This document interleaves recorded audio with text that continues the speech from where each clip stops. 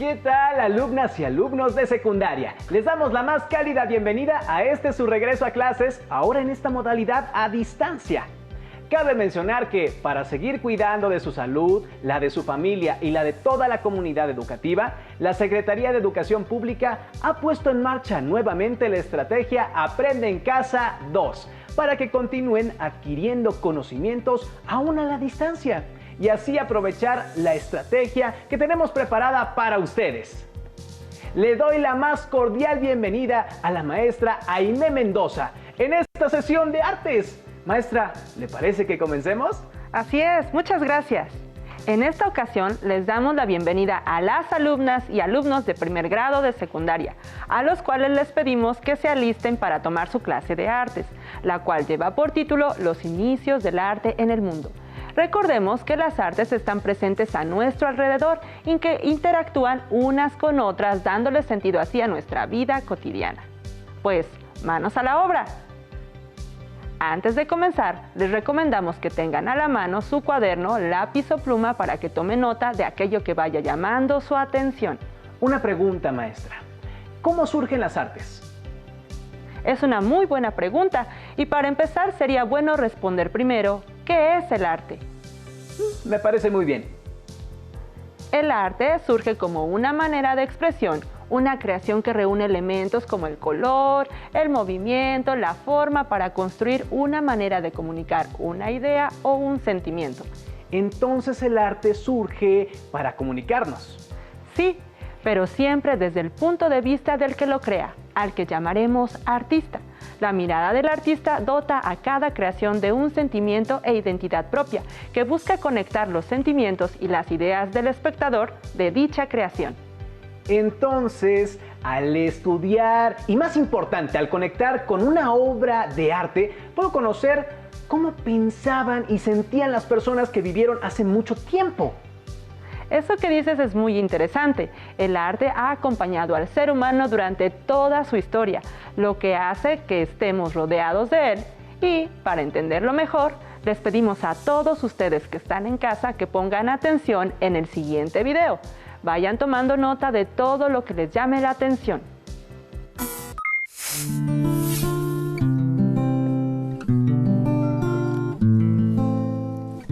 Vamos a responder a una pregunta clave, chicos. ¿Dónde hay arte? En un museo. Sí, efectivamente. El arte lo podemos encontrar en los museos. Sin embargo, no todos los museos son de arte. Hay museos de ciencia donde se han hecho colecciones de objetos que se consideran valiosos e interesantes y cuya exhibición tiene como propósito que el público los conozca. Por ejemplo, el Museo de Geología de la UNAM. Hay museos de historia, de antigüedades, de figuras de cera y del ferrocarril, de la electricidad, de economía, del auto, del rock, del fútbol y en fin, las posibilidades son infinitas. Aunque las colecciones de arte fueron las que hicieron nacer los museos, en la actualidad, como ustedes lo han mencionado, hay diversos tipos de museos. Fue en la antigua ciudad de Alejandría, en el año 280 a.C., donde se fundó el primer museo. Su función era exhibir la colección de arte del gobierno, así el pueblo podía disfrutar las obras, y al mismo tiempo el museo se encargaba de preservar y promover su estudio. Estas funciones continúan hoy. Los museos resguardan, protegen y conservan obras de arte muy valiosas, así como objetos o monumentos históricos, con la finalidad de que puedan ser conocidas y contempladas por todos. Además, se realizan tareas de exhibición, investigación y difusión. México tiene excelentes museos de arte prácticamente por todo el país. Uno de los más emblemáticos es el MUNAL, el Museo Nacional de Arte, que resguarda obras de arte producidas en México entre la segunda mitad del siglo XVI y la primera mitad del siglo XX. Entre sus colecciones permanentes más importantes se encuentra la obra del formidable paisajista mexicano José María Velasco. Llamamos colección permanente a la que pertenece al museo y se exhibe todo el año. Los museos también tienen exhibiciones temporales, que solo están por un tiempo breve en ellos. El Museo Local de Artes e Industrias Populares de Pátzcuaro tiene importantes exposiciones temporales. fue creado por el presidente Lázaro Cárdenas para reivindicar el valor económico y estético de los artesanos purépechas. Aunque cuenta con una exposición permanente, la obra artesanal indígena de todo el país ha visitado temporalmente sus salas, como una expresión de la riqueza cultural de México a lo largo del tiempo.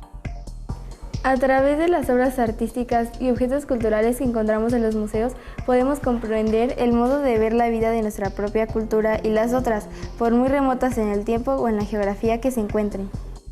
En muchos sitios arqueológicos también encontramos museos, a los que se les llama museo de sitio, donde podemos observar a detalle todo lo que han encontrado los arqueólogos en sus excavaciones y estudios. Un buen ejemplo, entre muchos, es la impresionante zona arqueológica de Monte Albán, en el estado de Oaxaca, con su observatorio astronómico, su corredor de los danzantes y sus manifestaciones culturales únicas. Con frecuencia, el mismo museo puede ser una obra de arte. Es el caso de la Casa Museo Anahuacalli, cuyo edificio recuerda las formas de las ciudades antiguas de Teotihuacán y Palenque. Fue diseñada en la década de 1940 por el muralista mexicano Diego Rivera, para exhibir su colección de más de 60,000 obras de arte prehispánico. Actualmente también exhibe la obra del artista. Pero no solo encontramos arte en los museos, también hay galerías de arte donde, además de exhibir obras, se dedican a su venta. El mercado de arte es muy importante. Además de estos espacios, cualquier lugar se puede convertir en un lugar de encuentro entre un creador y un espectador. La ciudad está llena de arte, y lo podemos encontrar en el metro, en las plazas públicas, en la arquitectura, en la escultura monumental y en el arte decorativo de todo tipo. Y a través de la historia, artistas y movimientos han insistido en que el arte también debe de estar en las calles. Un ejemplo es el muralismo mexicano, que concebía que el arte debía ser público, popular y con libre acceso a cualquier persona. Este movimiento artístico creó muchas obras en espacios públicos de afluencia masiva, como la UNAM o el Mercado Abelardo Rodríguez. En los últimos años, el street art o arte urbano o arte callejero ha tomado las calles de todas las grandes ciudades para construir obras artísticas, a veces de manera ilegal, a veces patrocinada por el mismo gobierno. ¿Y a ti? ¿Qué obras de arte, monumento u objetos de nuestro patrimonio cultural te han gustado más? Pues maestra, de verdad que estamos rodeados de arte. ¿Y a ustedes, allá en casa, les quedó más claro?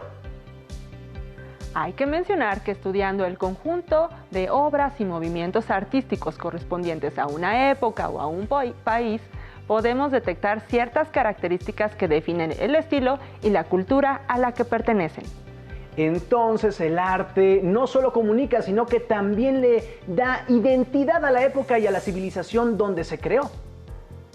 Exactamente. ¿Y cómo podemos dividir las artes para entenderlas mejor?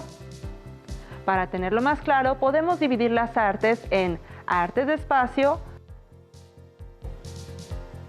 Las artes de espacio son estáticas porque se detienen en el tiempo y en el espacio. Son artes visuales y tangibles, es decir, se pueden ver o tocar, como la pintura, la escultura, la arquitectura y la fotografía. Entonces, maestra, ¿también puede ser el grabado? Así es, también el grabado pertenece al arte de espacio. Ahora, continuemos con las artes de tiempo, que son más dinámicas, pues ocurren en un determinado tiempo en el que son escuchadas o leídas. Por ejemplo, la música, la poesía y la literatura. A mí me gusta mucho escuchar música. ¿Habría alguna otra forma de dividir las artes, maestra? Sí, por supuesto. Por último, tenemos a las artes de espacio y de tiempo, que son aquellas que se materializan y se aprecian en un tiempo y un espacio determinado, como el caso de la ópera, el cine, la danza o el teatro. Ahora me va quedando más claro, maestra. Suena muy emocionante. Así es. En las siguientes cápsulas podemos ver cómo el arte ha estado presente en la humanidad desde hace mucho tiempo. Tengan a la mano su cuaderno, lápiz o pluma para que tomen nota de aquello que les parezca interesante. La pintura es una de las artes más antiguas de México. Se cree que la pintura rupestre más antigua de América es la encontrada en la llamada Sierra de San Francisco, cueva de la península de Baja California, con 7.500 años de antigüedad. Las esculturas, a través de sus poses, rasgos y gestos, hablan de momentos de la historia nacional. Me gustó observar que la pintura y la escultura son medios artísticos para registrar sucesos desde hace mucho tiempo en la humanidad. Y allá en casa, ¿qué les pareció? Ahora les pedimos que reflexionen al respecto de la siguiente pregunta. ¿Cómo creen que se relacionan las producciones artísticas con la manera en que se representa la vida cotidiana de un lugar y época? Lo más importante es entender la importancia y el significado del arte en la historia de la humanidad. Pero yo tengo una duda, maestra. A mí me gustaría preguntar, ¿en qué época de la historia apareció la música? Los orígenes de la música se desconocen, ya que en su inicio no se utilizaban instrumentos musicales para interpretarla, sino la voz humana o los sonidos hechos con el cuerpo, como aplaudir o golpear con las palmas en las piernas. ¿Así? ¿Ustedes en casa lo pueden intentar? ¡Qué buen ritmo! Aunque no tenemos mucha información, es natural pensar que la música se descubrió en un momento similar a la aparición del lenguaje. Recordemos que el hombre primitivo en esta época carecía de un lenguaje para comunicarse y solo reproducía los sonidos de la naturaleza o trataba de imitar el comportamiento de los animales o el de los fenómenos naturales. Se puede decir que descubrieron rápidamente que podían generar sonidos, así como tonos mediante golpes, soplidos, fricciones sobre objetos y que podían comunicarse de este modo. Ahora me surge otra pregunta. ¿Cuándo surgieron los primeros instrumentos musicales? Pues bien, hasta ahora el instrumento musical más viejo del mundo se ha descubierto en Alemania y es una flauta hecha con hueso de ave y de marfil de mamut, que tiene unos 43.000 años de antigüedad. ¡Impresionante! Cierto, de forma más elaborada, los primeros instrumentos musicales aparecieron en Mesopotamia y en la antigua Grecia. ¿Y cuáles son los instrumentos? Uno de los instrumentos más reconocidos era el aulos, que era una especie de flauta doble, un instrumento de viento con 2 tubos con agujeros, de 3 a 6, que poseían lengüeta doble, justo como el oboe de hoy en día. El instrumento también existía en Roma y se llamaba tibia. En Grecia, este instrumento se relacionaba con el culto a los dioses Dionisio y Cibeles, que representan los placeres y la fertilidad. Para escuchar cómo sonaba, invitaremos a una especialista de la música, la maestra María Radilova.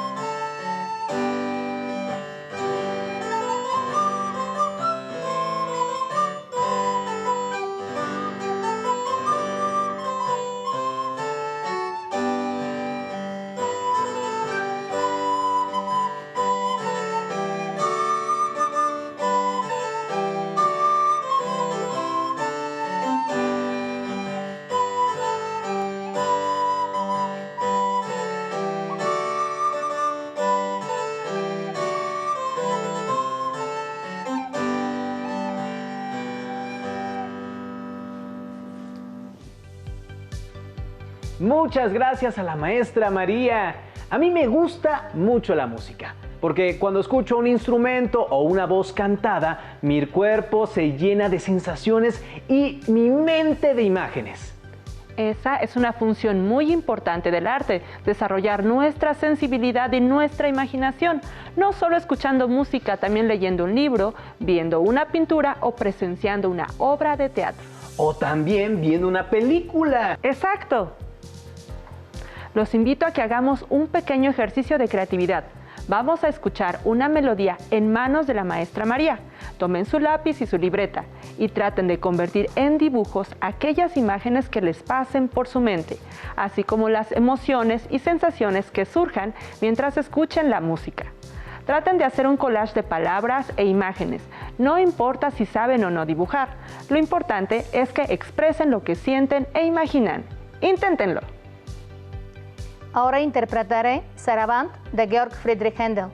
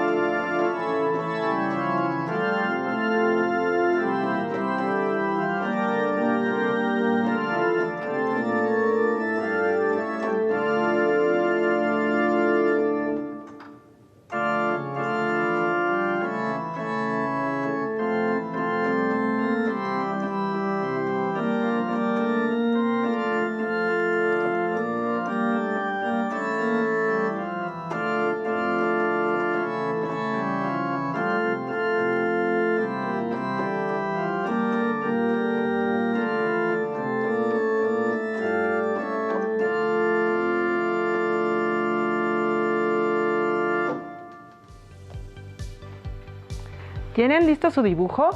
¿Qué sienten cuando ven sus trazos? ¿Creen que reflejan algo de su personalidad? ¿O les ayuda a saber cómo se sienten en este momento? Eso es un efecto que tiene el arte. Nos habla de nuestros sentimientos, ideas y emociones, ayudando a entenderlos mejor.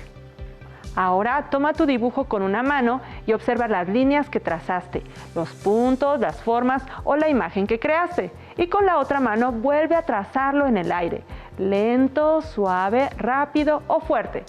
Es como dibujar con las manos y al mismo tiempo bailar. Y sin olvidar expresar nuestras emociones e ideas. Esto del arte es muy divertido. Intentémoslo. Con esta música tan agradable al oído y con tanto dibujo creado en nuestra imaginación y con nuestro cuerpo, parece que nuestro viaje está llegando a su fin. Así es. Nuestro viaje por hoy termina. Les invito a que anoten en su libreta qué les pareció la experiencia del día de hoy. ¿Qué les pareció convertir los sonidos en dibujos y los dibujos en movimientos con su cuerpo? Espero que lo hayan disfrutado. ¡Hasta pronto! Si tienes dudas o